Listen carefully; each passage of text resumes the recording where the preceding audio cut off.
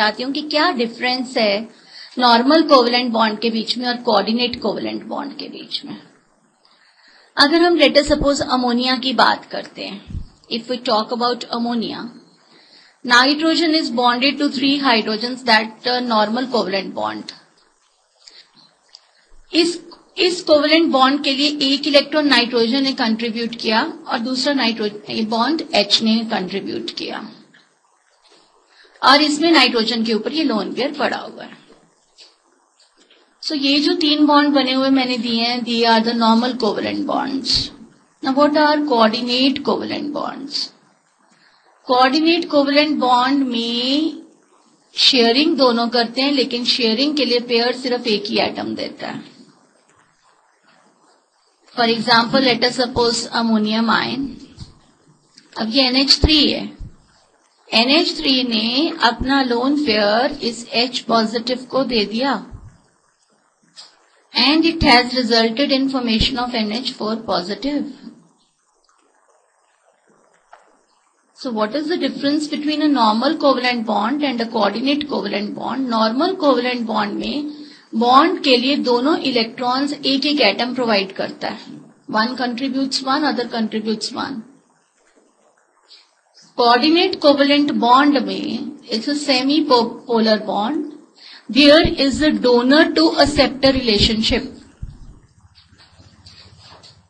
In coordinate covalent bond, there is donor to acceptor relationship. है यहां भी donor to acceptor relationship. Nitrogen donor काम कर रही है और H पॉजिटिव जो है वो एक्सेप्टर काम कर रहा है। ये चीज लुईस बेस का काम कर रही है, ये चीज लुईस एसिड का काम कर रही है। Lewis bases are those which are electron pair donors, and Lewis acceptors are those which are electron pair acceptor. Lewis bases are those which are donors, and Lewis acids are those which are electron pair acceptors. आज जो हम coordinate covalent bond, we are going to start away with chapter coordination compounds. Coordination compounds में metal atom जो है वो है acceptor और ligand जो है वो है डोनर। आज हम लिगैंड्स की क्लासिफिकेशन बहुत डिटेल में करेंगे। जैसे अगर मैं सपोज बात करती हूँ, यहां पर अमोनिया लिगैंड है। लिगैंड वो चीज है जो अपना इलेक्ट्रॉन पेयर देती है या अपना नेगेटिव चार्ज देती है, और मेटल वो चीज है जिसके पास वेकेंट डी ऑर्बिटल्स होते हैं। So, जब मेटल एक सूटेबल नंबर ऑफ लिगैंड्स के साथ जुड़ जाता है और ये कोऑर्डिनेशन कंपाउंड बनाता है, कोऑर्डिनेशन कॉम्प्लेक्स बनाता है, this type of compounds are known as coordination compounds. इनके ऊपर चार्ज हो भी सकता है, पॉजिटिव भी हो सकता है, नेगेटिव भी हो सकता है, न्यूट्रल भी हो सकता है।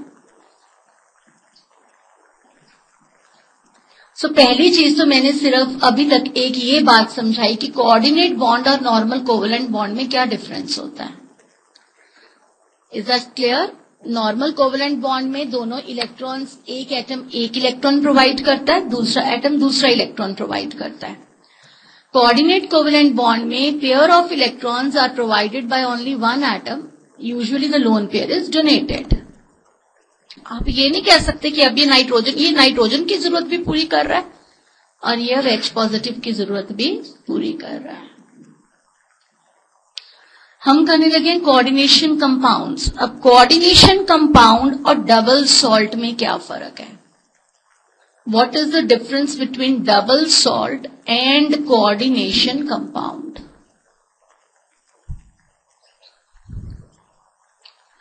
लैब में आप लोग कर चुके हो वो मोर salt, ferrous ammonium sulfate. This is ferrous sulfate. This is ammonium sulfate, and it has also got attached to X water molecules. CuNH3 4, 2 positive. Let us suppose मैं इस 2 पॉजिटिव को उड़ा के इसके पीछे SO4 लगा देती हूँ। डबल सॉल्ट में पहली चीज तो ये, जिन चीजों को मिक्स करके बनता है they have to be added in equimolar proportion. 1:1 ratio. दूसरी चीज डबल सॉल्ट ये है, इसको तुमने पानी में डाला, इसने फेरस आयंस भी दिए, इसने सल्फेट आयंस भी दिए, इसने अमोनियम आयंस भी दिए। इसको आपने पानी में डाला तो स्क्वायर ब्रैकेट की बीच वाली चीज कभी नहीं टूटेगी।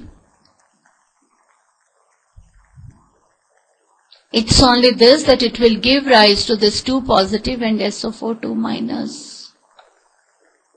They are known as coordination compounds, in which whatever is present inside the square bracket that will never break.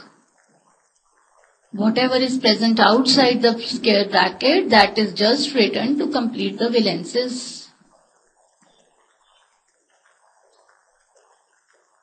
तो जो चीज स्क्वायर ब्रैकेट के बाहर है उसने कभी नहीं टूटना, जो चीज स्क्वायर ब्रैकेट के अंदर है, जो स्क्वायर ब्रैकेट के बाहर है उसी ने ही टूटना है, जो चीज स्क्वायर ब्रैकेट के अंदर है उसने कभी नहीं टूटना। अब इसमें क्या है, कॉपर मेटल है, अमोनिया लिगैंड है, ligand is donor, donor negatively charged भी हो सकता है, डोनर पॉजिटिवली चार्ज्ड भी हो सकता है, डोनर के पास लोन पेयर भी हो सकता है। डोनर 3 तरीके का होता है, पॉजिटिवली चार्ज्ड डोनर्स बहुत कम है, but it can be of 3 types. It can be negatively charged, it can have lone pair of electrons, और it can have positive charge also. Is this point clear to all of you? सबको समझ में आ गया? अभी हम आज ligands की classification करेंगे अभी डिटेल में। हाँ जी, is it clear to all of you? इतनी चीज क्लियर हो गई सबको? सो पता होना चाहिए कि कोऑर्डिनेशन कंपाउंड्स उन कंपाउंड्स को कहते हैं in which metal atom is surrounded by suitable number of ligands to form coordination complex. Is that clear to all of you? So अब सुनो, व्हाट आर मॉलिक्यूलर और एडिशन कंपाउंड्स? कोई जरूरत नहीं है, ये सारे डबल सॉल्ट्स दिए हैं। KCl और MgCl2 को 1:1 प्रोपोर्शन में ऐड किया, जब इसको तोड़ोगे ये K पॉजिटिव आयंस भी देगा, Mg2 पॉजिटिव आयंस भी देगा। एलम है, एलम को ब्रेक करोगे, पानी में घोलोगे, वो K पॉजिटिव आयन भी देगा, सल्फेट भी देगा, और एल्यूमिनियम 3 पॉजिटिव भी देगा। फेरस अमोनियम सल्फेट है, फेरस आयंस भी देगा, सल्फेट आयंस भी देगा, अमोनियम आयंस भी देगा, पर ये नहीं देगा। ये ऐसे है basically, it is basically like this, FeCN4 और K4 बाहर होता है। इसको देखना बहुत आसान है, जब भी कोई चीज 1:1 रेशियो में जुड़ी हुई है, it means it's double salt. If it is not present in 1:1 ratio, it means it will always lead to formation of coordination complex. समझ आ गया सबको? पता लग गया मेन फर्क? ओके, अब मैंने आगे कुछ डिफरेंसेस भी दिए हैं। कोऑर्डिनेट बॉन्ड मैंने बता दिया, समझ आ गया। डोनर रिसेप्टर, डोनर क्या काम करेगा? लुईस बेस, और रिसेप्टर क्या काम करेगा? Lewis acid. कोऑर्डिनेशन कंपाउंड्स मैंने समझा दिए, in which central metal atom is linked to number of ions or neutral molecules by a coordinate bond. These are known as coordination compounds. अब यहां मैंने ये चीज समझाई है, ये बता भी दिया, डिफरेंसेस मैंने समझा दिए। अंडरलाइन कर लो आप important points. They have to be in equimolar quantities, they may or may not be in equimolar proportion.